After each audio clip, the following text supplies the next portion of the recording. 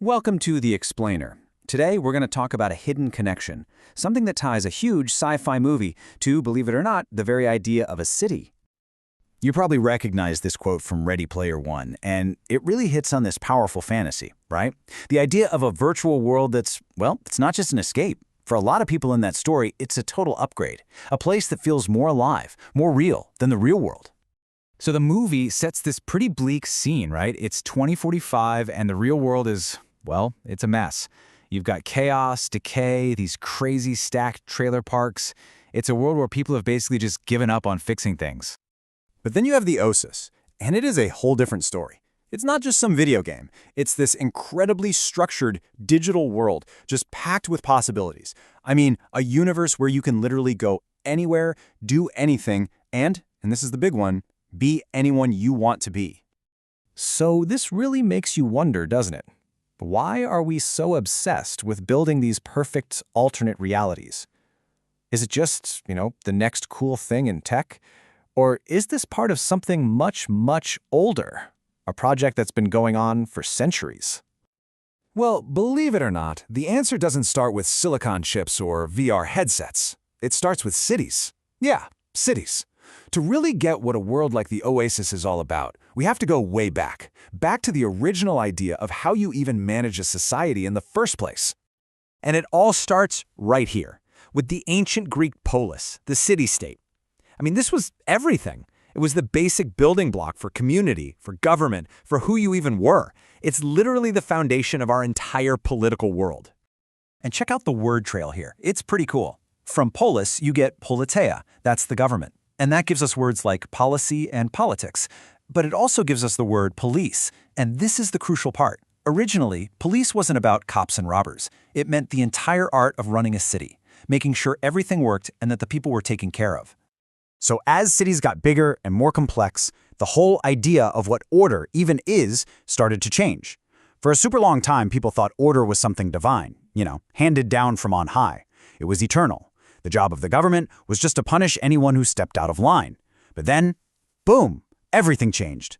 People started to see order as something we humans make, something imperfect, constantly changing, something you had to build.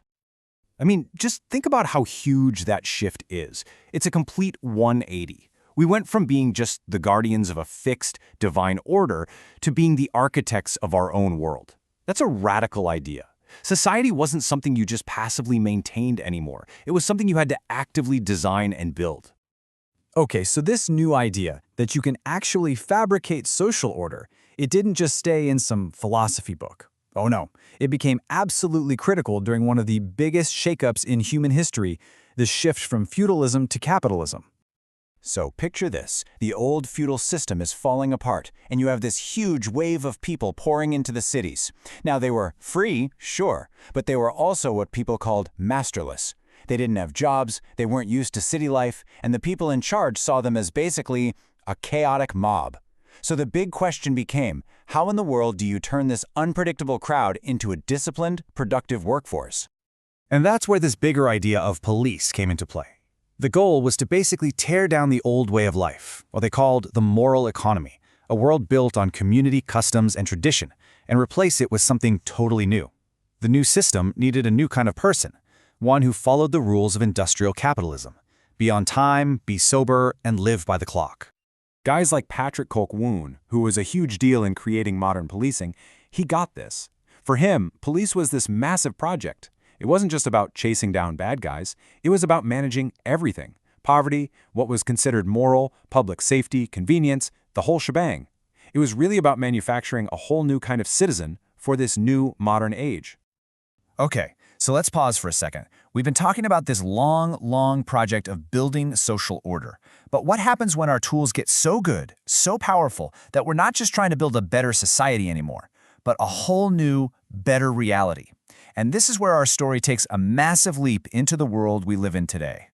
This is where a philosopher named Jean Baudrillard comes in. He had this wild idea that our world is full of what he called simulacra. What's that? Well, they're copies of things that don't have an original. Think about Main Street in Disneyland. It's a perfect copy of an old-timey American town. A town that never, ever actually existed. And we create these things through a process he called simulation. A perfect example? A super filtered Instagram photo. You're not just taking a picture, you're creating a model of a moment, an idealized version.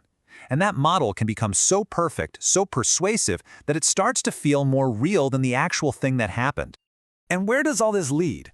To a state he called hyperreality. This is the final stop. It's the point where the line between the simulation and reality just completely blurs and then disappears. The copy, the simulation, is our reality now. And this is the mind-blowing connection. That whole project we talked about, the one that started centuries ago in the Greek Polis to create social order, well, it's reached its logical endgame. We're not just managing people in cities anymore. We are literally programming reality itself.